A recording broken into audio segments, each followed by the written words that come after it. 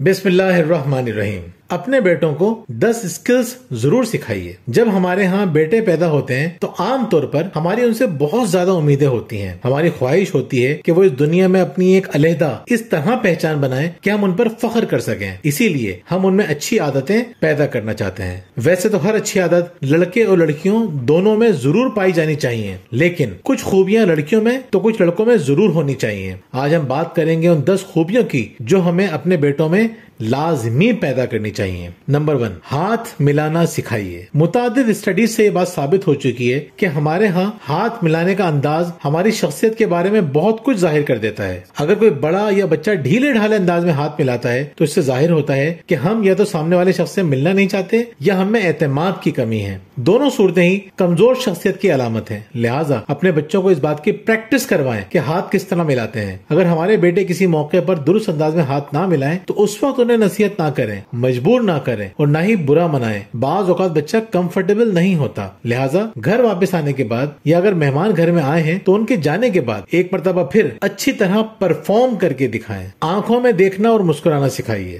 ہاتھ ملانا ہی کافی نہیں، مسکراتے ہوئے آنکھوں میں آنکھیں ڈال کر دیکھنا بھی ضروری ہے۔ کہتے ہیں کہ انسان کا اعتماد اور حوصلہ اس کی آنکھوں میں ہوتا ہے۔ آنکھوں ہی نہیں، مسکراہٹ میں بھی ہوتا ہے۔ آنکھوں میں دیکھنے سے مراد یہ ہے کہ پوری توجہ سے آنکھوں یا چہرے کی جانب دیکھتے ہوئے بات سنی اور کہی جائے، اور مسکراہٹ ایک ایسی خوبی ہے جو سب کو گدویدہ کر لیتی ہے۔ نمبر 3، شکوہ شکایت اور الزام تراشی سے روکیے۔ چاہے ہم کسی خاندان میں دیکھ لیں یا کسی دفتر میں، کمزور اور مضبوط انسان میں سب سے بڑا فرق یہی ہے کہ کون شکوہ شکایت اور الزام تراشی کرتا ہے یا کون ٹھنڈے دماغ سے فیصلہ کرتا ہے۔ ناکام اور ناپسندیدہ شخص اسے سمجھا جاتا ہے جو صرف شکوہ شکایت اور الزام تراشی کرتا ہو۔ اپنے بچوں کو سکھائیے کہ اپنی نہیں، اپنوں کی غلطیوں کی ذمہ داری بھی قبول کرنا سیکھیے۔ بچت کرنا سکھائیے۔ بچت کرنا بچوں کے لیے نہیں، بڑوں کے لیے بھی بہت مشکل ہے۔ اس کی وجہ یہ ہے کہ بچت کی عادت کم عمری میں نہیں ڈالی جاتی۔ بچوں کو سکھائیے کہ انہیں جتنی جیب خرچ ملتی ہے اس میں سے آدھی بچائی جائے۔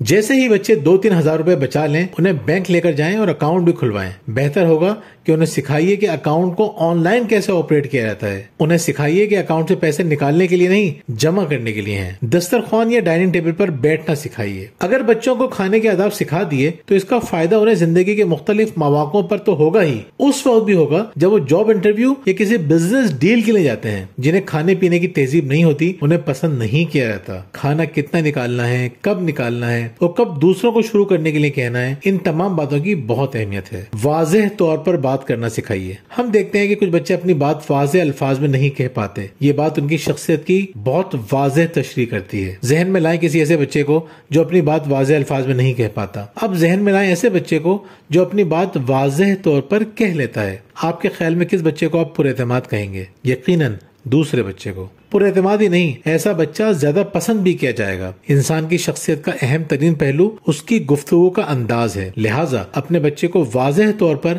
اپنی بات کہنا سکھائیے۔ سائیکل چلانا سکھائیے۔ سائیکل چلانا بہت اہم اسکل ہے۔ اس سے بچوں میں توازن قائم کرنا آتا ہے۔ بچوں کو سائیکل چلانے کے لیے ایسا ماحول فراہم کیجیے جہاں وہ بھی محفوظ ہو اور دوسرے بھی۔ اس کے علاوہ دیگر کھیلوں میں بھی ان کی مدد کیجیے۔ جسمانی طور پر چاق و چوبند بچے ذہنی طور پر صحت مند ہوتے ہیں۔ بچوں کو تہذیب سکھائیے۔ تہذیب یافتہ ہونے کے لیے ویسے تو بہت ساری خوبیاں ہونی چاہیے، لیکن کچھ باتیں بہت اہم ہیں۔ مثلاً سوری، تھینک یو اور پلیز۔ بچوں کو یہ جملے بولنے کا عادی بنائیے۔ اگر آپ انگریزی میں نہیں بولتے تو کوئی بات نہیں، انہیں اپنی مادری زبان میں کہیے، لیکن ضرور کہیے۔ یہ الفاظ ادا کرنے سے اعتماد میں اضافہ بھی ہوتا ہے اور بچہ تہذیب یافتہ بھی نظر آتا ہے۔ اپنا کمرہ صاف کرنا سکھائیے۔ جو بچے اپنا کمرہ صاف نہیں کرتے ان میں کچھ ایسی خامیاں پیدا ہو جاتی ہیں جن کا نقصان انہیں بھی ہوتا ہے اور ان سے وابستہ لوگوں کو بھی۔ پہلی برائی ان میں یہ پیدا ہو جاتی ہے کہ وہ اپنی والدہ کی تکالیف کا احساس نہیں کرتا، یعنی بے حسی پیدا ہونے کے امکانات پیدا ہو جاتے ہیں۔ اسے احساس نہیں ہوتا کہ ماں کے کاموں میں مدد کرنا اچھی بات ہے۔ اس کا دوسرا نقصان یہ ہوتا ہے کہ زندگی بھر اس میں آگے بڑھ کر صفائی کرنے کی عادت نہیں رہتی۔ اپنا کمرہ صاف کرنا یا اپنے کام خود کرنے کی عادت دنیا بھر میں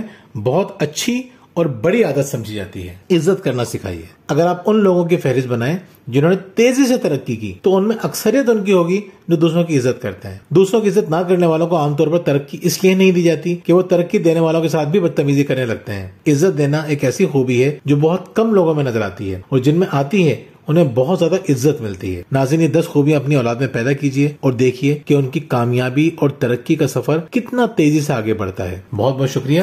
اللہ حافظ۔